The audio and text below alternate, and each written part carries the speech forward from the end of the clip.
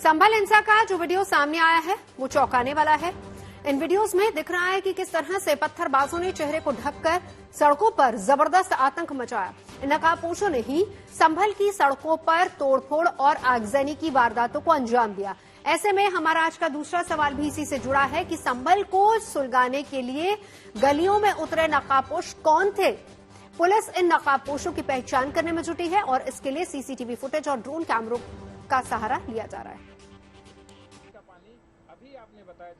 और इसी मामले को लेकर फिलहाल इलाके की एसपी और डीएम प्रेस कॉन्फ्रेंस कर रहे हैं। सीधा आपको वहीं लिए चलते हैं। लोगों में यह भ्रम फैला कि मस्जिद में खुदाई हो रही है, जबकि किसी प्रकार का कोई भ्रम नहीं था। आप सोच के देखिए, खुदाई में मिट्टी निकलती है, खुदाई में पानी नहीं निकलता।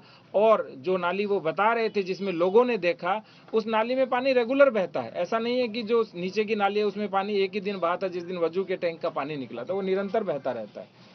इसके बाद इन्होंने बोला कि वहाँ नाप तोल की गई, जबकि वहाँ किसी प्रकार की नाप तोल नहीं की गई।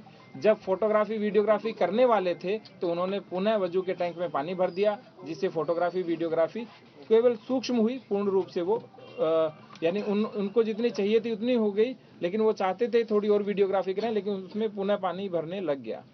इसके बाद उन्होंने कहा कि जितना भी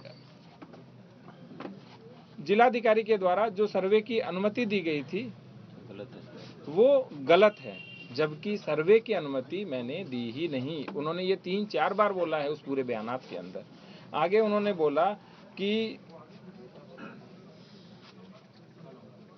हाँ, मैं रात भर जगा रहा क्योंकि मुझे तैयारी करनी थी और मेरे को किसी भी चीज़ के बारे में कोई पता नहीं था। आप सोच के देखिए, यदि आप रात भर जगे रहे तो क्यों जगे रहे थे जब आपको पता नहीं था। इन्होंने पहले बोला मुझे पता नहीं था और मुझे रात भर तैयारी करनी थी, तो दोनों बयान आपस में विरोधाभासी हैं। जब आपको 23 तारीख को शाम को सूचना मिल चुकी थी, इसीलिए आप पूरी रात जगे और आपने तैयारी की होगी। इसके बाद जो आगे की चीज़ है वो कप्तान साहब बताएंगे और प्रश्न होंगे तो हम लेंगे। वधु का पानी कितनी देर के लिए खाली करता है? ये पूरा हो जाएगा, पूरा हो जाएगा।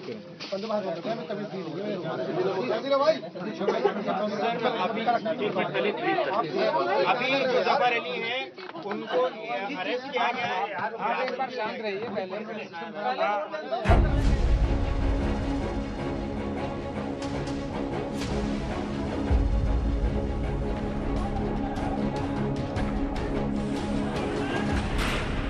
संभल को हिंसा की आग में झोंकते नकाबपोश कौन है?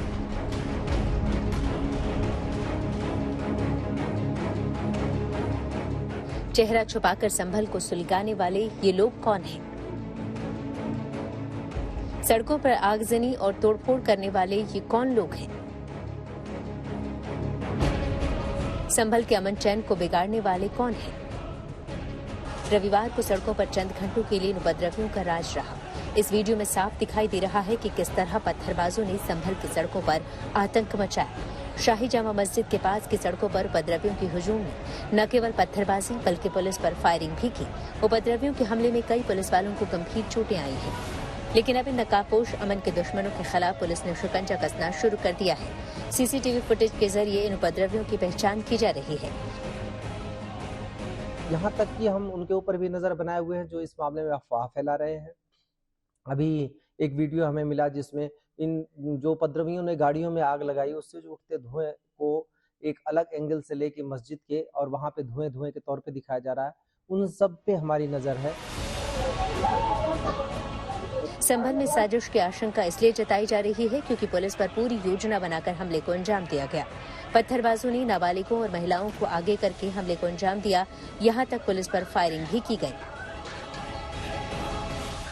जब बलवाई जो है वो आगे बढ़ के उस सर्वे को रोकने का प्रयास कर रहे थे, तब इनके द्वारा भीड़ को मना किया गया और उनको ललकारा गया कि आप अपने अपने गंतव्य वापस चले जाइए। धारा 163 जो कि पहले 144 के नाम से जानी जाती थी वो लगी हुई है, लेकिन उसके बावजूद इसमें फिर भीड़ की तरफ से फायर आया और वो सीओ साहब के पाँव में भी लगा। संभल में हुए बवाल में 4 लोगों की गोली लगने से मौत हो गई। पुलिस के मुताबिक इन लोगों की देसी तमंचे से की गई फायरिंग में मौत हुई है।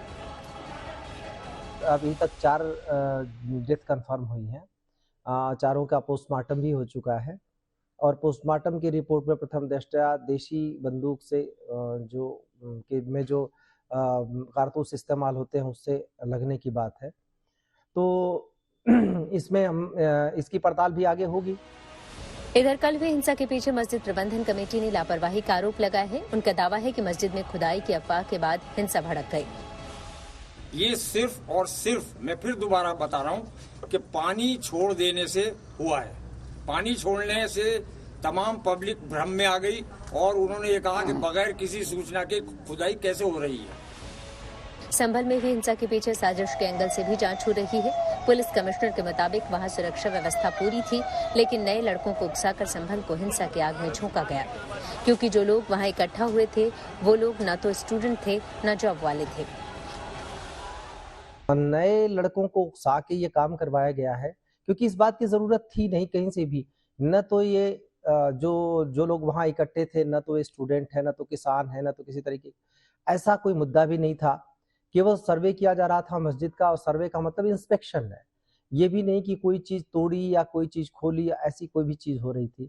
इसमें सबसे बड़ी बात है कि अदालत का आदेश था। हमारा काम केवल सुरक्षा मुहैया कराना था, वो काम हम कर रहे थे। पुलिस से भिड़ने का कोई प्रश्न ही नहीं था। बहुत सारे लोग अलग अलग तरीके से, अलग अलग एंगल से इस चीज को रंग देने की कोशिश कर रहे हैं, पर इस बात का जवाब वो नहीं दे पा रहे कि वहां लोग इकट्ठे किस लिए हुए। संभल हिंसा के दोषियों के खिलाफ पुलिस ने सख्त एक्शन लेना शुरू कर दिया है और 25 लोगों को गिरफ्तार करके जेल भेज दिया। आशुतोष मिश्रा के साथ हिमांशु मिश्रा, संभल, गुड न्यूज टुडे।